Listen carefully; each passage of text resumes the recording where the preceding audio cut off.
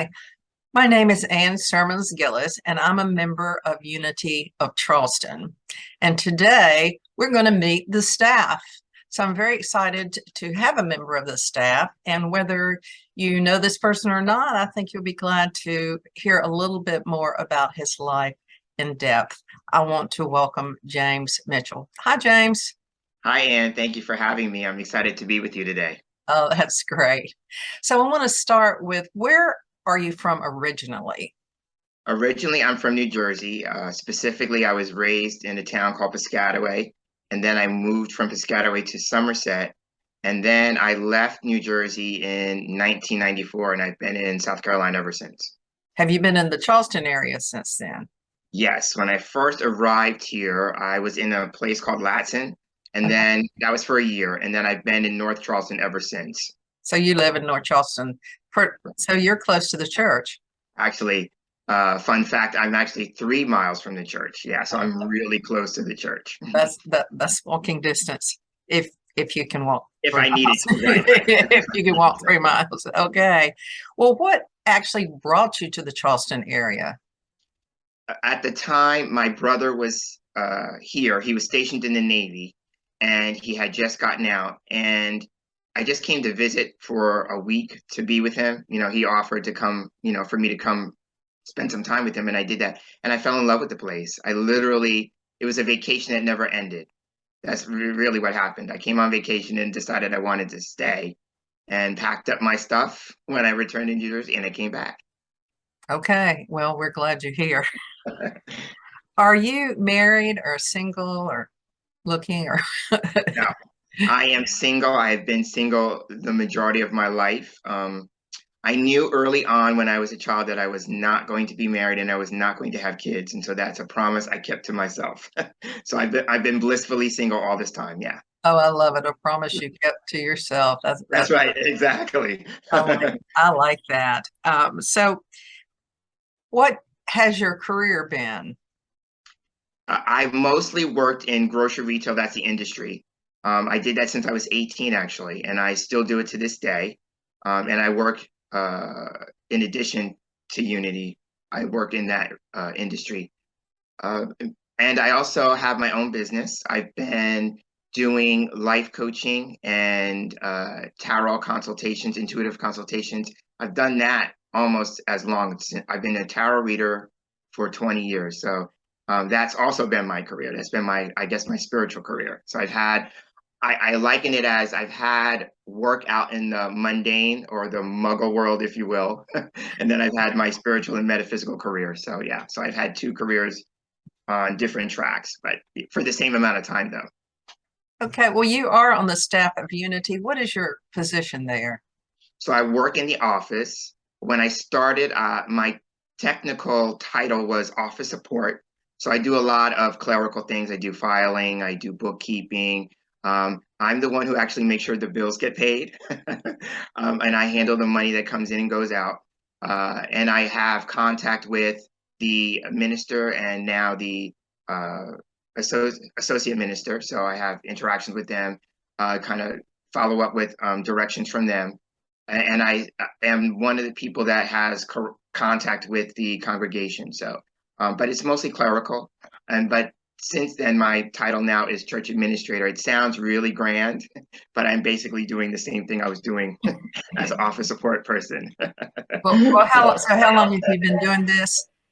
I've been doing it for 3 years. I started in 2019, and the way I remember that is it was like a year right before COVID impacted all of us. So, but yeah, it's been 3 years now.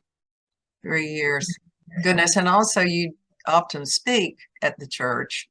Yeah, so that's been an evolving thing. So I do what's called platform ministry.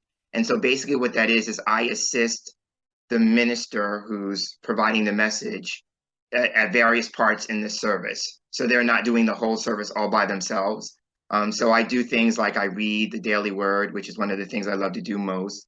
I help with the announcements. I help with the offertory part of the service. And then I also go around to acknowledge any visitors who are visiting with us in that particular service. So yeah, that's a wonderful thing. And then as a result of that, I have been asked for a few times to offer a message in place of the minister. So I've done that, I think, 3 times now. Yeah, and you do a great job. I've always enjoyed, I think I've heard 2 or maybe all 3 of those. So thank you so much for doing that, stepping up to do that. So Thank you. Thank you. yeah, we're going to step back a little bit and see, where did you start on your spiritual community? I mean, your spiritual journey, just from then to now, just the short version. Sure. So briefly, I was not involved in any kind of organized religion growing up. I just really didn't have a desire or a need for it. It didn't really kick in until I actually moved here to South Carolina. That's when it changed. And so then I became a spiritual seeker. And I remember I tried the more traditional route and it just didn't work for me. I realized I needed something different. I had a different approach to God that just kind of didn't mesh with what I was finding out there at the time. And then I found uh, a pamphlet. It was called Further. It was one of those free things that they had out in displays somewhere. And I picked it up and that's how I found Unity. I found it actually through this pamphlet because it advertised the bookstore at the time. We have a bookstore. And I came in on a Tuesday afternoon, and the woman who was there, her name was Liz, so she happened to be watching this. Hey, Liz, I'm giving her a shout out. And she invited me to come to a service and the following Sunday, and I went, and I literally stepped in the building. I mean, I just literally just stepped into the sanctuary, and I could just feel like that was where I was supposed to be. Didn't hear anything yet, no parts of this service, nothing was going on yet, but I just felt that that was where I needed to be, and I've been there ever since. And that was in 1998. So have you always been intuitive? Yes, I really didn't acknowledge it again until I moved here. Moving to South Carolina just did a wonderful thing for me because it opened me up in a lot of ways, and so the intuitive piece was one of those ways. But yeah, since then, I would like to think I've been growing and developing with my intuition, but it really didn't kick in, or at least I didn't acknowledge it until then. Right. Well, you know that it knocks on our door, and finally we have to pay attention to it. Right. So, And with that, we have the choice of whether we're going to open the door or not. It could knock, but we don't always open the door when it knocks. So I did that particular time. Yeah. yeah, I think there's a line in the Course in Miracles that says you can refuse to enter, but you cannot close the door that Christ holds open. Ooh, I love that. That's beautiful. Yeah. So what is your basic philosophy of life? I live basically by the golden rule. Really, it's when I'm out in the world and people comment on either my demeanor or my behavior, I just always say that I treat people the way I want to be treated. So that's what I live by. That's, that is a winner. And I think people don't understand maybe that benefit goes 2 ways. It really benefits us as well as the other person. You think that's true? I do. I remember when I first came to Unity, there was an expression called your demonstration, right? Oh, And basically, what your demonstration is just the way you carry yourself out into the world. You don't have to preach to people, you don't have to teach people, but your life is your witness, really. That's what we used to say out in the traditional circles, and that's really what I live by. If I just live by what I know to be true for me, people will receive that, and people will comment on that if the need arises. I don't have to do anything more than that. So yeah, but it used to be, we in Unity we call it our demonstration. So I just demonstrate.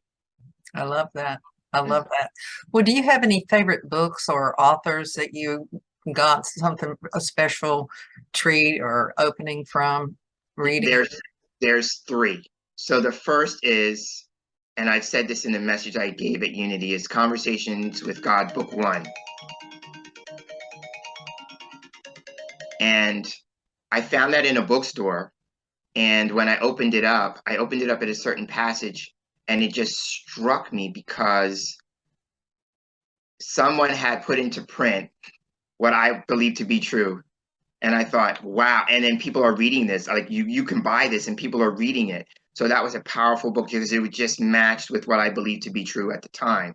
So that's the first one. The second one is The Game of Life and How to Play It by Florence Scovel Shinn. I love this book so much that I have it in print, I have it in audio, and I have it in Kindle on my phone. That's how much I love this book. So it's just a game changer. And she's great for talking about following your intuition. She in the book she calls it your lead, your intuitive lead. But so that's another one. Both those books are really game changers for me. And then the third is The Power of Affirmations by Louise Hay, who has since transitioned. But I just adore Louise. She just has a way of reframing a situation with your words, and your words are powerful things. And I just was always in awe in her ability to do that. So those are the three books that I would consider. And I believe The Power of Affirmations is actually an audiobook, but it's still one of the things I listen to time and time again. So I would say those three. Those are amazing. I think I told you after I heard your talk about conversations with God, is that that's how my husband and I met. Yes, I loved it when you shared that story with me. That was a great story. He came from all the way across town, which would have been 30 miles to come to this class, and I just happened to be at that church for the first time, and I met him there. And he had only come for that class, and so that was really synchronistic for us to be able to meet. Right, right. Do you have, other than all of the work that you have and your auxiliary careers, do you have any other passions or hobbies? Right now, I'm into Oracle card creations. It started during COVID, and I guess it was Spirit's way of giving me a coping mechanism to deal with what was going on. But since then, I've created, I want to say at least a dozen decks. So that has been a thing. Yeah, it's been a real passion. And I'm right now in the midst of, just last week, I just started my 13th deck. So yeah, so that's just been a lovely, surprising, creative endeavor. But I love it. So that's become my passion. Well, we can just listen to that and hear and just remember those words. And all of us that are creators, that are writers, that are artists, and different kinds of creative endeavors, we can take a little punch and a little pow from that. There's a lot of energy there to make that happen. Pretty amazing. Do you participate in any spiritual practices on a regular basis? I don't, and it's just simply because of my work schedule with two jobs. I'm really, really busy. So there's nothing that I do in terms of community. Now, in my own personal practice, No, your personal practice. oh yeah, I strive to meditate. I've kind of fallen off the wagon a little bit, but I'm really mindful about getting back on. Now, what I do personally is I journal a lot. So I find that to be a very cathartic and very illuminating process. The other thing I will do is I will do what's called mirror work. And this is, again, a nod to Louise Hay, the late Louise Hay. She would have a process where you stand in front of the mirror and you just say, I love you. Now, I kind of tweaked that. And the reason why you say I love you is to help you come to terms with any negative self-talk that you have about yourself. Because what happens when you say the words, I love you, your sponsor thinking or the thoughts in the back of your head will kick in and say, well, I don't believe that to be true. I can't love myself because of this or that.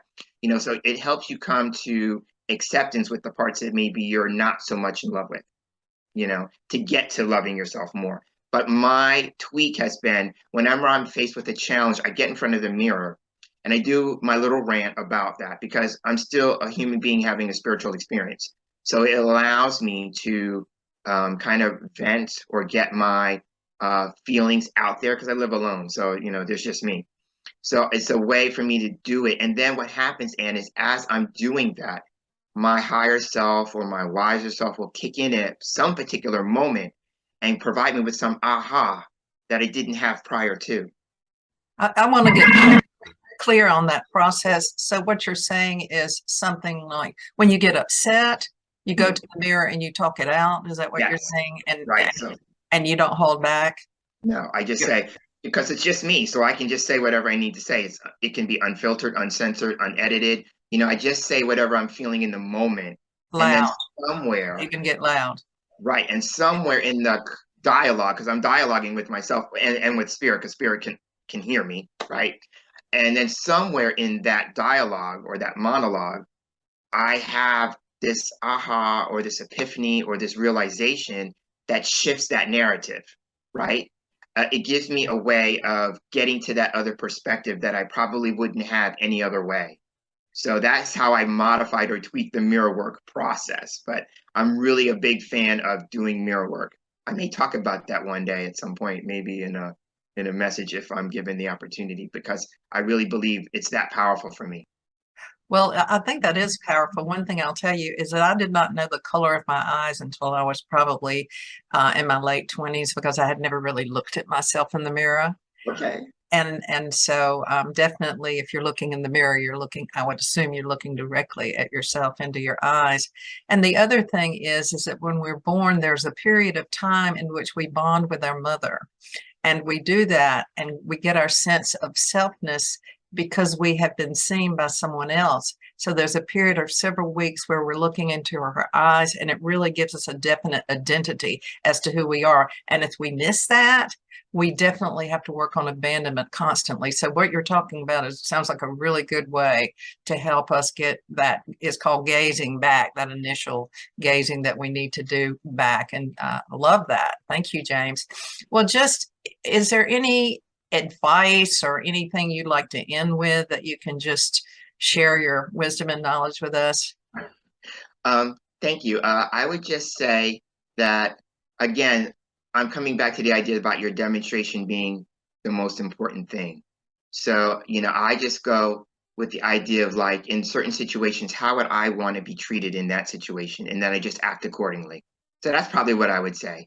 Like, in any given situation, how would you want to be treated in that? And that's how you should go. That's how you should lead. That's how you should act. So simple, so smart.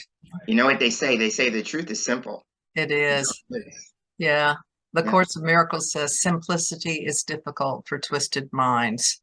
Ooh, that's powerful. Yeah.